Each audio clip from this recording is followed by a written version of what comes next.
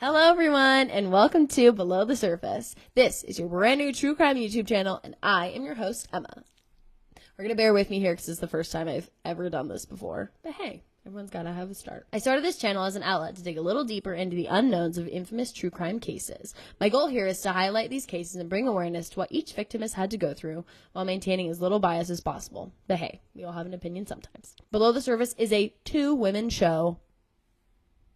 Girl power. My partner Courtney does all the research for the cases that we cover here, and I take care of the video and editing process. As far as background and experience goes, Courtney is currently pursuing a Bachelor's of Fine Arts at the University of Nevada, Las Vegas, majoring in film, and has taken a genre studies course focusing on true crime. I am currently pursuing my Bachelor's in Arts, but in psychology, and I also am taking a genre studies course focusing on true crime. Hope you all find something you resonate with in this channel, and without further ado, let's jump into our first case. Killed it! For today's case, I'll be diving into the Manson family murders, also widely known as the Tate LaBianca murders. I chose this as my first case to cover on this channel, as it's probably one of the most infamous, well-known cases in the U.S., if not the whole world. However, I feel as if there is still so much we can learn about what went on and the victims who had to suffer at the hands of it. I hope that by covering this case, you are all able to learn something new that you didn't know before visiting this channel. And if you did, let me know in the comments. Without further ado, let's get started.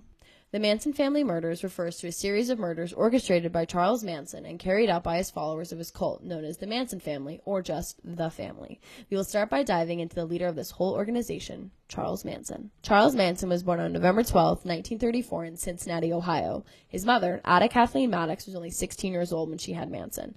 Manson's father, Colonel Walker Henderson Scott Sr., left Maddox when she was pregnant with Manson, so he never got a chance to know his father. He got the last name Manson from another man that his mother had married while pregnant with him, named William Manson.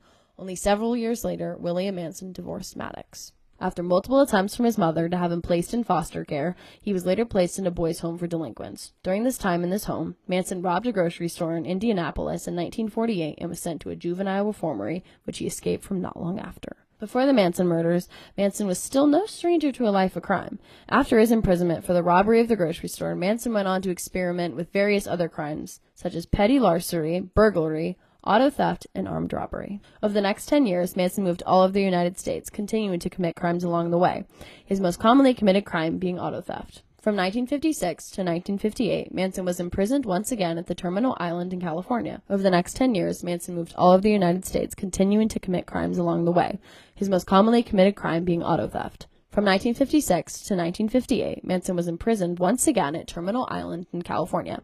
He was let out on parole, which he ended up violating 2 years later for an earlier check forging charge. This landed Manson another 20 years in prison. Manson had various wives and fathered many children. His first wife was a woman that he married named Rosalie Jane Willis in 1955. Together, they had a son named Charles Manson Jr. This son ended up changing his name to Jay White later in his life. White, unfortunately, committed suicide in 1993. Manson and Willis eventually divorced during one of his many stays in prison. Just 4 years later, in 1959, Manson married another woman named Lenoa Ray Musser, who also went by the name of Candy Stevens. For the sake of this case, I will refer to her by her government name, Lenoa Ray Musser. Together, Manson and Musser had a son named Charles Luther Manson. Manson and Musser eventually divorced around 3 years later. Do we see a trend going? See, there's my opinion. Men, we're going to keep going. In 1968, Manson fathered a third child, another son, who he named Valentine Michael Manson. Manson had this child with Mary Teresa Berner, who was one of his very first members of the Manson family. Following the fate of the Manson family, Valentine Michael Manson would go on to be adopted by Berner's parents, who raised him under the name Michael Berner. The Manson cult really began to form in 1968, when Manson was released from prison and ended up moving to San Francisco, California. Manson began attracting a small group of followers who were mostly female. Many of these followers took part in San Francisco's bohemian youth culture. These young people were looking for a new way of life and viewed Manson as an older figure whom they would look up to. During that year, the family officially formed. According to a direct quote from a Britannica article that was written about the Manson family, the cult could be described as a communal religious cult dedicated to studying and implementing his eccentric religious teachings, which were drawn from science fiction as well as the occult and fringe psychology. Manson controlled his followers with the use of LSD, which he heavily encouraged. During this time, the family would earn money by selling drugs, stealing cars, as well as occasionally dabbling in prostitution. don't do drugs. The family's first kill was that of a man named Gary Hinman in July of 1969. The specific members who took part in this murder was Bobby Beausoleil and Susan Atkins. From the orders of Manson, Beausoleil and Atkins held Hinman hostage in his Topanga Canyon home, eventually stabbing him 2 times in the chest. A wound was also found in the rear of Hinman's left ear, trailing all the way down to his cheekbone. This wound, being approximately 5 inches long and 1/4 inch deep, ended up severing Hinman's ear completely. This murder took place over a dispute that occurred between Hinman and Manson over a financial conflict. I'm going to be so honest. My phone just died. So, we're going to press on. Ready? So, the family had been living at the Beach Boys' Dennis Wilson's rented house, but as he had gained suspicion of Manson, he ended up moving out. Following this, the family moved to Spawn Ranch in August of 1968, which was a run-down film set. The exact number of Manson's followers remains unknown. However, it is believed that there were at least more than 30. Okay, so as we jump into the Tate murders, it is important that we circle back to Manson's correlation to the Beach Boys' Dennis Wilson. Manson actually had a little bit of a musical background. While he was spending time in prison, he learned how to play the guitar with the aspiration of becoming a singer-songwriter. Random. In 1968, he befriended Wilson, and the Beach Boys even ended up recording one of Manson's songs, which was originally titled Cease to Exist. However, Wilson was the one who ended up receiving credit for the tune, and he also changed the lyrics, as well as the title, to Never Learn Not to Love. I'm going to play a little bit of it.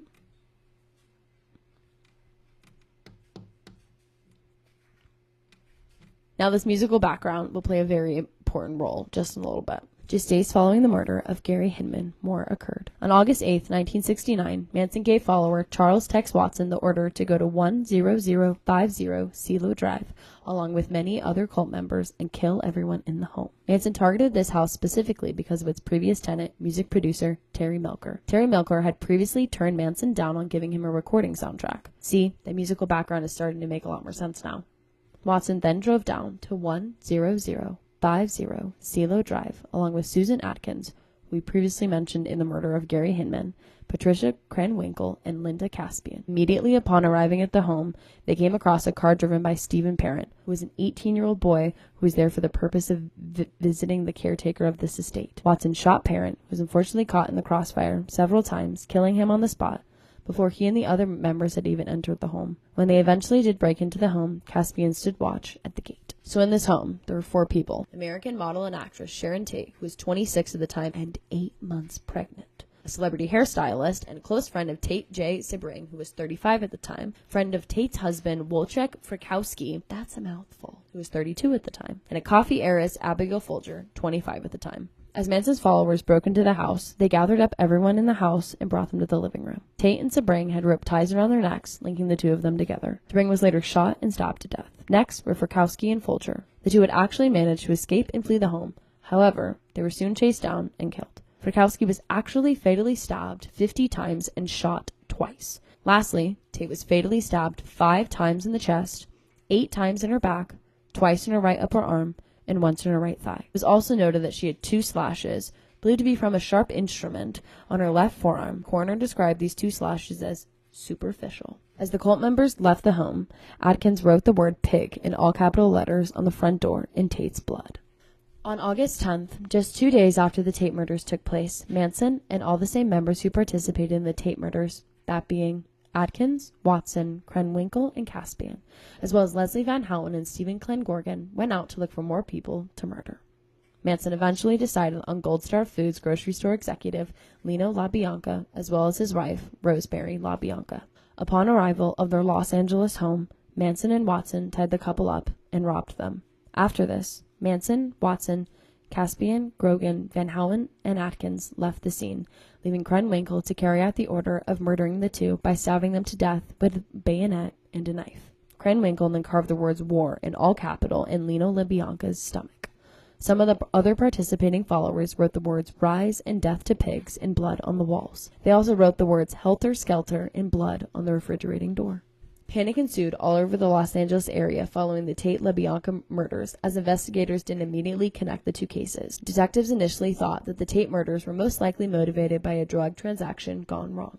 On the accusation of stealing vehicles and burning equipment, various members of the family were arrested in October of 1969, roughly 2 months after the Tate LaBianca murders. Of those members, one had mentioned that Susan Atkins had been a part of the Hinman murder. In addition to this, while Atkins was in jail, she had been bragging to her cellmates about the Tate murders. By the end of the year, all of the members of the Manson cult had been arrested. The trial took place in June of 1970. It combined both the Tate murders and the LaBianca murders. Linda Caspian was the main prosecution witness for this trial, as she had been granted immunity, eventually leading to everyone's conviction. While this trial experienced many disruptions, it eventually reached a conclusion when Manson and all of his followers were found guilty in 1971. Later in 1971, there'd be a second trial for the Hinman murder, as well as the murder of a man named Donald Shea, and Manson and all of his followers would be convicted once again. Manson received death sentences in both trials. However, due to the abolition of capital punishment in California in 1972, his death sentences would be changed to life sentences. All death sentences in the state of California were changed to life sentences at this time. Okay, now we're going to go more in depth on the official charges that Manson faced.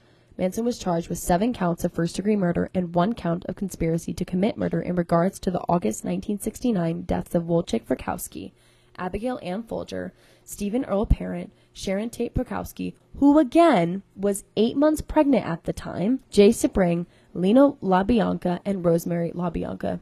That's a lot of people. On December 13th, 1971, Manson was also charged for the first-degree murder for the July 25th, 1969 murder of Gary Hinman, as well as another first-degree murder charge for August of 1969 murder of Donald Shea. Manson became eligible for parole in 1969 as California did not have life without parole sentences at this time. However, this would be denied in various subsequent hearings. Charles Manson died of natural causes at the age of 83 on November 19, 2017 at 8:13 p.m. at an unknown hospital in Kern County in Bakersfield, California. I know that was a lot of information to take in. Before I let you go, I do want to let you know about some notable theories that people have come up with over the years about the Manson family. Persecutors had claimed that Manson had hopes that the Tate LaBianca murders would incite a race war. However, this claim was challenged years later. Many also believed a theory that the Tate LaBianca murders were staged in an attempt to free Mussolini. By staging this copycat murder, it would have had authorities believe Hinman's killer was still on the loose. Okay, I want to know in the comments below whether or not you think these theories are true, or if you have any I didn't even mention in the video. Whether these theories are true or not, these murders were very much real, and many victims and their families suffer from them to this day. Okay. Hope you guys enjoyed this little deep dive into the Manson family cult, and hopefully you learned something new today. But like and subscribe below, and turn on those post notifications so you don't miss next week's video when we return to dig below the surface. Okay, bye guys! Don't do drugs.